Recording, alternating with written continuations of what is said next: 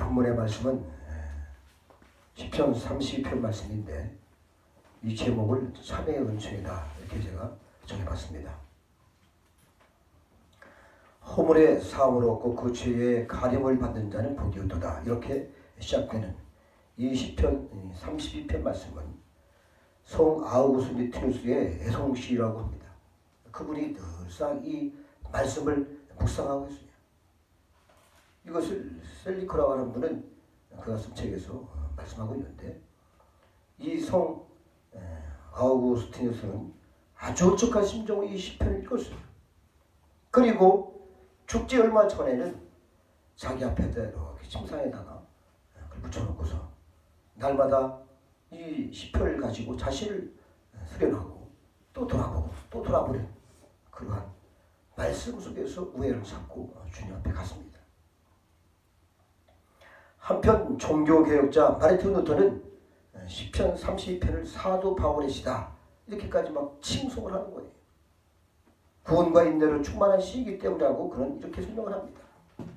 이 시편 32편 읽을 자마다 죄가 무엇인지를 알게 되며 또 죄로부터 자유하는 길을 알게 된다고 그는 말씀하고 있어요.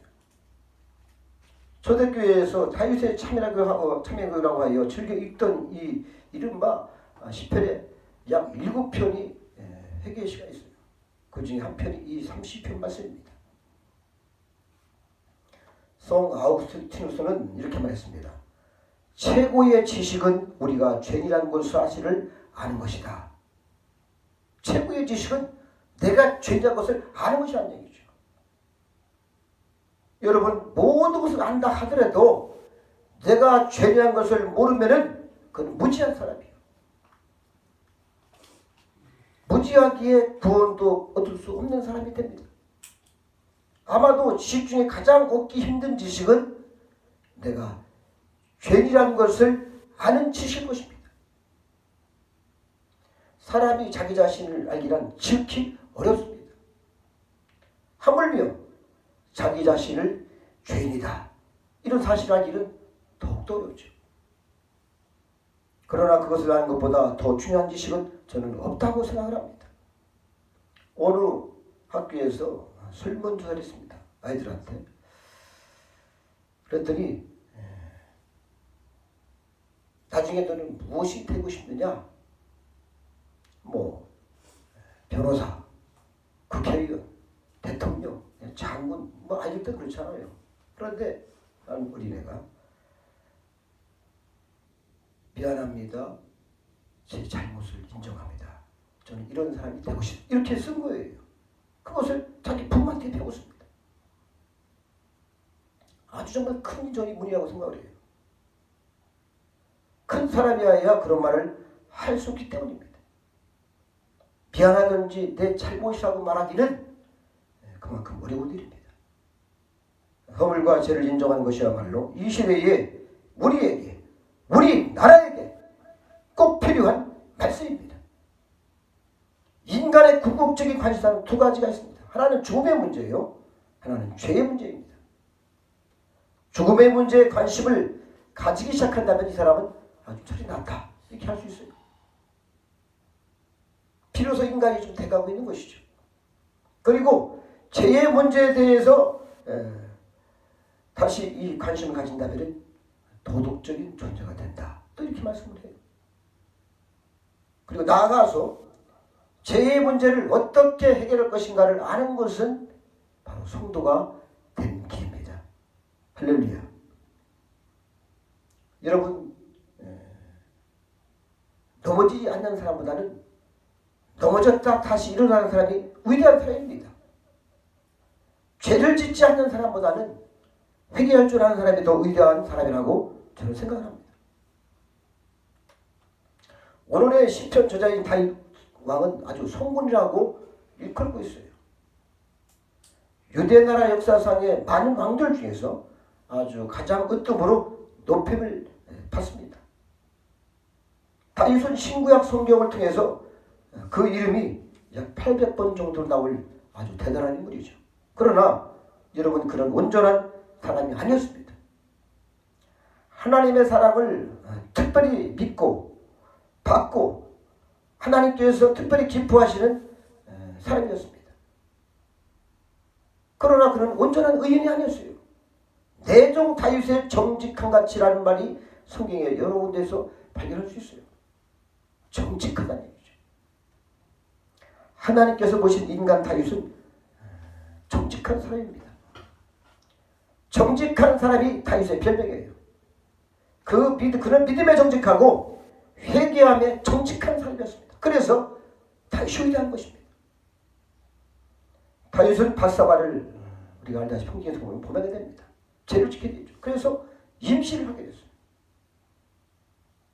그래서 그것을 덮으려고 전쟁에 나가 있는 일선의 밧사바 남편 우리아 장군을 불러서 특별 휴가를 줍니다. 집에 가서 쉬었다 가라고. 그리하여야 의장을 할 수 있잖아요. 잉태된 아기를 우리아 아기로서 잉태된 아기를 사구장하려고 죄를 짓는 것이죠. 결국 이 우리아 장군은 아니 내가 어떻게 다른 친구들은 다 전쟁이 있는데 내가 집에 가서 내 부인과 같이 독집을 하면서 편안히 쉬겠습니까? 며칠을 다윗이 고래도 안 가져놨어요. 그러니까 다윗이 결과적으로는 안 되겠다. 우리아를 전쟁터의 맨 앞장에 서게 하고 너희들은 그들이 나올 때 싹 뒤로 빠져라. 그래서 죽게 만듭니다.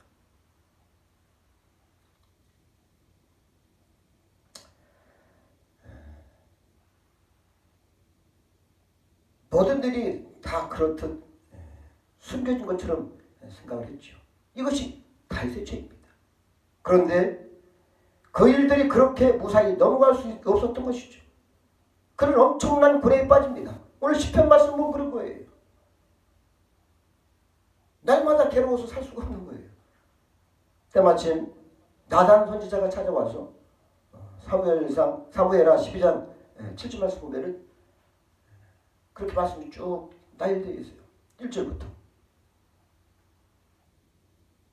어떤 사람이 부자가 손님이 왔는데 자기 집에는 많은 소들이 있어요. 양도 있고 염소도 있고. 그런데 한 마리밖에 없는 정말 아들처럼 키우는 그런 염소를 갖다가 뺏어다가 잡아서 대접을 했다는 거예요.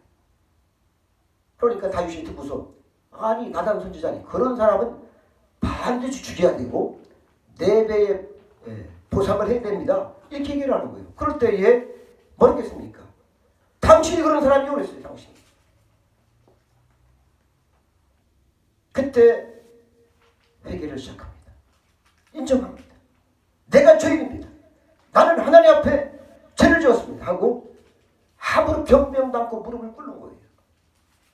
다윗은 죄의 본질을 아는 사람입니다. 제 성질을 알고 그리고 경험한 사람입니다. 여러분, 죄라는 것은 매우 정말 유혹의 매력이 있어요. 다윗에게는 여러분 미갈이라는 왕후가 있었습니다. 그렇죠? 미갈 얼마나 아름다운 왕후가 있었고 또 많은 궁정가 있었어요. 그런데 왜 하필이면은 우리 아이 안에 밧세바가 그토록 예쁘게 보여서 죄를 지게 됩니까? 금단의 열매는 아름다워 보이게 마련이죠. 아름답게 보이는 것, 눈길을 끄는 것, 이것은 사단의 유혹입니다. 죄의 매력이죠. 에덴 동산에도 많은 나무의 과실이 다 있잖아요. 그런데 하나님께서 절대적으로 그 과실을 먹으면 죽는다는 선악과를 따먹고 죄를 보면서 인류에게 죄가 들어오고 사망이 온 것이 아니겠습니까? 왜 자꾸 그걸 바라보다 보니까 믿음직하고 먹음직하고 보암직하고 탐스럽게 지혜로운 만큼 아주 아름답게 보이는 거예요. 그러니까 그것을 따먹는 겁니다. 이것이 체험입니다. 죄는 인간을 끌어당기는 매력이 있다는 것입니다. 그러나 죄 짓는 순간에는 아무 생각도 못합니다. 이대로 죽어도 좋다는 정말 그런 시기죠. 눈앞의 유혹으로 모든 것을 바꿔버리는 어리석음에 빠지는 것이 인간들입니다. 다윗은 그것을 경험했습니다. 또한 그 죄를 정당화시키려고 했습니다. 거짓말을 언제까지나 계속할 수도 없고 멈춰야 하겠는데 어느 선에서 멈출지, 또 그것이 어떻게 어려운, 정말 어렵죠. 어디서 멈춰야 될지. 계속해서 죄를 회개하지 않을 때에는 또 다른 죄를 거듭해서 지을 수밖에 없는 것이 인간입니다. 다윗이 처음에 범한 죄는 간음죄였잖아요. 그러나 그 죄를 숨기겠다고 바사비의 남편까지 살인하는 큰 죄를 범하고 말았습니다. 처음에는 죄를 숨기고자 거듭해서 죄를 짓고 쳐서 죄의 수렁에 빠지고 마는 겁니다. 여러분, 다윗은 회개치 아니할 때의 고통을 아는 사람이었습니다. 그래서 양심의 고통을 그런 아주 이 시를 통해서 말씀을 하고 있어요. 종일 시름하므로 이렇게 말씀이 나오는데 아주 종일 시름했다는 거예요. 얼마나 이 마음이 괴롭겠습니까? 고통을 그렇게 표현하고 있습니다. 다윗은. 그 고통, 도덕적으로 타락이란 그 양심의 고통이야말로 정말 견딜 수 없는 정말 고통입니다. 사람들 보기도 부끄럽고 자신에게도 환멸이 느끼고 자언하게도 행동 거칠어지고 양심이 파산됐으니 그 행위가 점점 사나워지는 것이죠. 그러니까 살인을 하는 겁니다. 다윗은 바로 이 신음함의 고통, 양심의 고통을 겪었습니다. 뿐만 아니라 또한 육체적 고통도 겪었어요. 고통도 내가 내 뼈가 새하얗도다. 가뭄처럼 뼈가 새어 아주 말랐다는 것이죠. 뼈마디가 아주 쑤시다는 겁니다. 죄를 지으면 악한 영이 육체에 들어가서 영육이 더러워지고 육체도 쇠약해집니다. 회개하지 아니함으로 뼈마디가 쑤시는 경험을 했어요. 그리고 슬픔 만든 것이죠. 내 지레기 화하여 여름 가물에 마름같이 되었나이다. 뼈가 말랐다는 거. 뼈 아픈 거 여러분 대단히 아픕니다. 저도 뼈를 아프는 그런 경험을 해봤어요. 온 몸이 아프고 괴롭고 마르고 비틀어지는 교통을 겪은 것입니다. 깊은 함정, 무적행 속으로 빠져들었습니다. 토설치 아니할 때에 회개치 아니함으로 당하는 죄의 대가를 다윗은 정신적으로, 도덕적으로, 그리고 육체적으로 다 겪었어요. 죄로 말미암아 아픔의 크기를 영적으로 경험했습니다. 그리고 지금 회개하는 것입니다. 오늘 말씀이 그 말씀이에요. 절대 우리가 토설하기 바랍니다. 저는 한국교회, 우리나라가 지금 이 시대가 이 말씀을 지금 요구하고 있다고 봐요. 다윗은 회개의 은총을 아는 사람입니다. 여러분, 회개의 기회는 은혜로 주어지는 것입니다. 만약에 하나님께서 참지 아니하시고 오래오래 인내해 주시 아니하시고 만약에 죄를 짓는 순간마다 심판하신다면 이 지구상에 사람이 한 명도 없어져. 다 죽었죠. 여러분, 하나님은 돌아올 때까지, 죄를 회개할 때까지 기다리고 계십니다. 그래서 베드로후서 3장 말씀대로 모든 사람이 다 회개해서 구원에 이르도록 주께서는 지금도 기다려주고 계셔요. 이것이 하나님의 은혜요 자비요 사랑입니다.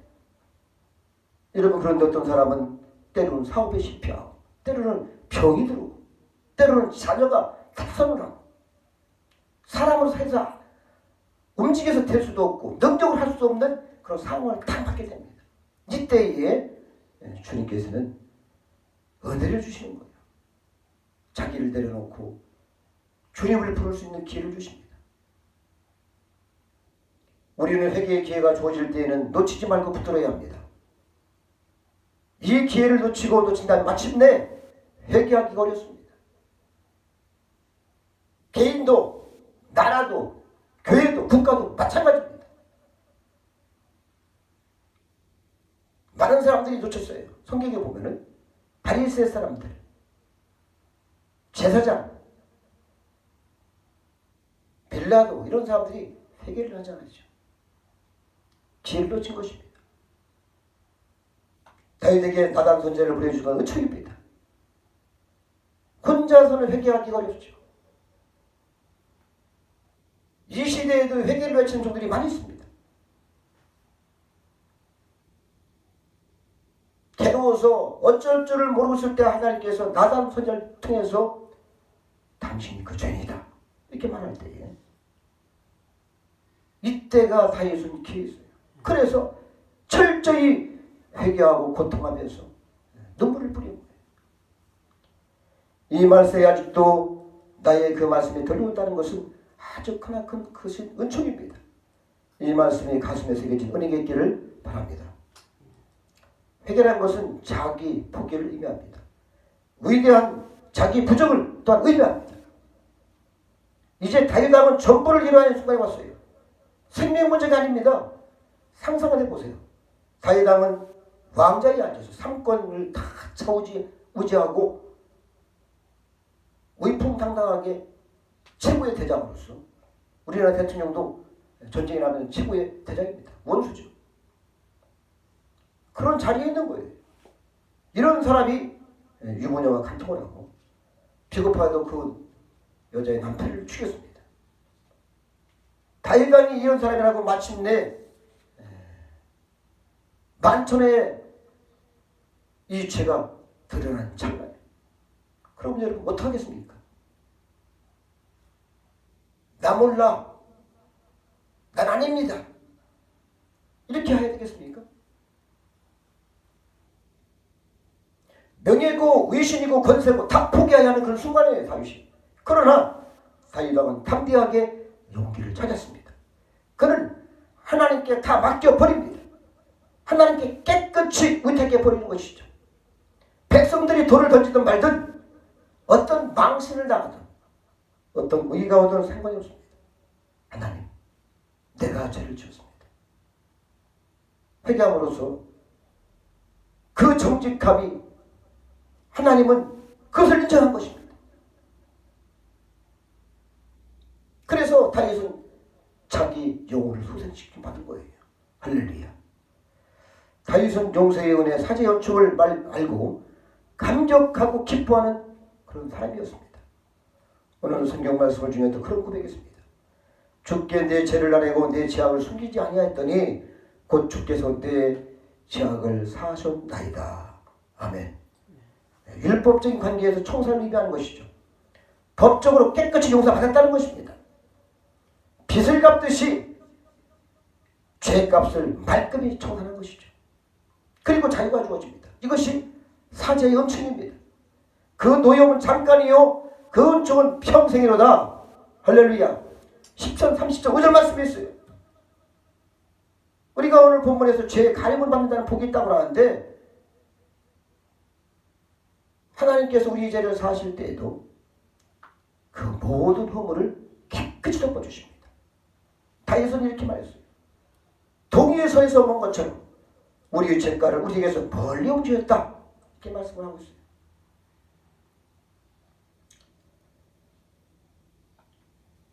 하나님께서는 다윗의 그 눈물을 보시고 그 죄를 용서하고 계십니다. 용서해 주셨습니다. 그리고 더 큰 가장 큰 축복을 해주셨어요. 또 하나님은 회개할 때 정죄하지 않으십니다. 문제는 회개입니다. 남은 것은 회개입니다. 그런데 회개가 무엇이겠습니까? 죄를 인정하는 것이요. 인정하되 자기의 죄로 인정하는 것입니다.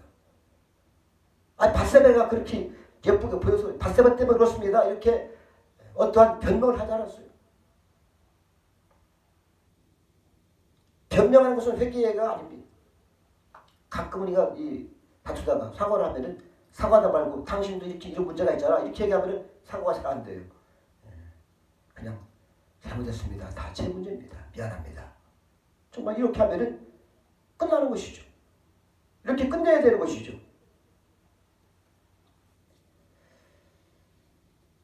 오늘 성경 보면은 허물의 사함을 얻고 그 죄의 가림을 받은 자는 복이 있도다. 이렇게 말씀을 하고 있어요. 만일 우리가 우리 죄를 자백하면 저는 미쁘시고 되오사 우리의 죄를 사하시며 모든 불의에서 우리를 깨끗하게 하실 것이요. 아멘. 아주 깨끗하게 하시는 것이죠. 사랑하는 여러분, 우리들 주위에서 꼬리를 물고 터져나오는 이 많은 사건들을 우리는 보고 있고 그것이 무엇을 의미합니까? 이 모든 흉악한 사건들이 저희 여러분에게 무엇을 말씀하는가 이거죠. 지금은 우리가 하나님 앞에 진심으로 회개할 때입니다. 참되게 회개하고 제선받는 총을 입을 때 거기에는 구원이 있고 은혜가 있고 천국이 있는 것입니다. 저와 여러분이 이 나라 민족이 그렇게 되시기를 축복합니다. 기도하시겠습니다. 하나님 감사합니다.